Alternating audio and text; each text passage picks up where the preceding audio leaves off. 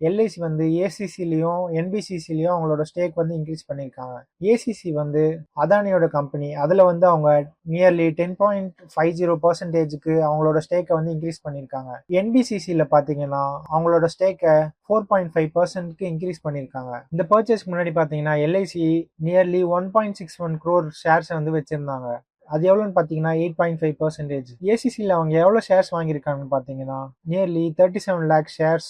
இது டோட்டலாக பார்த்தீங்கன்னா ஏசிசியில் நியர்லி 2%. இதுக்கப்புறம் ஏசிசியில் 10.5% வந்து இப்போ எல்ஐசி வந்து ஹோல்ட் பண்ணுறாங்க.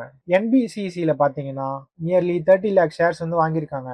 இந்த ஷேர்ஸ் வாங்கினதுக்கப்புறம் என்பிசிசியில் அவங்களோட டோட்டல் ஸ்டேக் வந்து 4.477% இருக்கும். இதுல நோட் பண்ண வேண்டிய விஷயம் என்னன்னா, இந்த டோட்டல் பர்ச்சேஸும் பாத்தீங்கன்னா நியர்லி 6 இயர்ஸ் நடந்திருக்கு.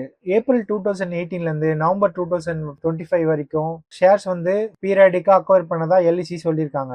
இதுல அவங்க அடிஷ்னலா என்ன சொல்லியிருக்காங்கன்னா, ப்ரிஃபரன்ஷியல் அலாட்மெண்ட்டோ இல்ல ரைட்ஸ் இஷ்யூவோ அதுக்கப்புறமா ஆஃப் மார்க்கெட் டிரான்ஸ்ஃபர் பண்ணல அப்படின்னு சொல்லியிருக்காங்க.